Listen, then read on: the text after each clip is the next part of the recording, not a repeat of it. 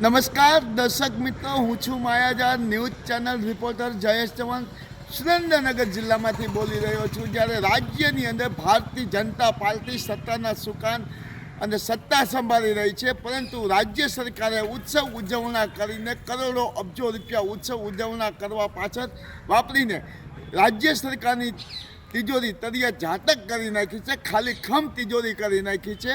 ત્યારે ગુજરાત રાજ્યની અંદર જે નરેગા યોજનાની અંદર મજૂરો 33 જિલ્લાની અંદર કામ કરી રહ્યા છે। 4 મહિનાથી જે કામગીરી કરી રહ્યા હોવા છતાં 4 મહિનાથી જ્યારે મનરેગા યોજનામાં કરેલ મજૂરોનું જે કામગીરીનું ચૂકવણું કરવામાં આવ્યું નથી। આના કારણે મજૂરો જેના કારણે રોજીરોટી માટે ફાંફા મારી રહ્યા છે। જ્યારે 100 દિવસની રોજગારી આપવાની વાત કેન્દ્ર સરકાર કરી રહી છે, ત્યારે ગુજરાત રાજ્યની સરકારની તિજોરીમાં આજે મનરેગા યોજના હેઠળ 4 મહિનાથી કામગીરી કરી રહ્યા છે તે લોકોનું જેઓને એમનું મહેનતાણું પણ ચૂકવો નરેગા યોજના ચૂકવણું કરવામાં આવતું નથી। ત્યારે કેન્દ્ર સરકારે જ્યારે મનરેગા યોજના પાછળ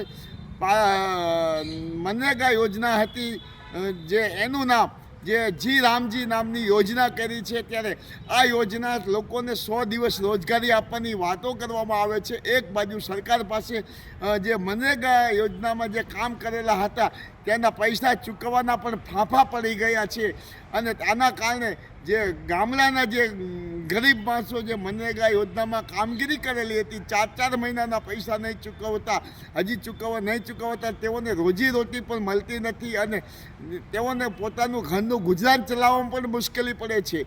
ત્યારે કેન્દ્ર સરકારે જે નરેગા યોજના હતી આ નરેગા યોજનામાં 30 વર્ષની અંદર ભાજપના શાસનની અંદર કરોડો અબજો રૂપિયાનું નરેગા યોજના પાછળ કૌભાંડ પણ થયું છે, અને આ કૌભાંડની અંદર ભાજપની વિચારસરણીના સરપંચો હોય અથવા જે ગામમાં યોજના ચાલતી હતી તે ગામની અંદર ઘરના ભૂવા ઘરના દાખલા કરી અને નરેગા યોજના પાછળ કરોડોનું કૌભાંડ કર્યું છે। નરેગા યોજનાની અંદર બોગસ ખોટા કાળો બન્યા છે।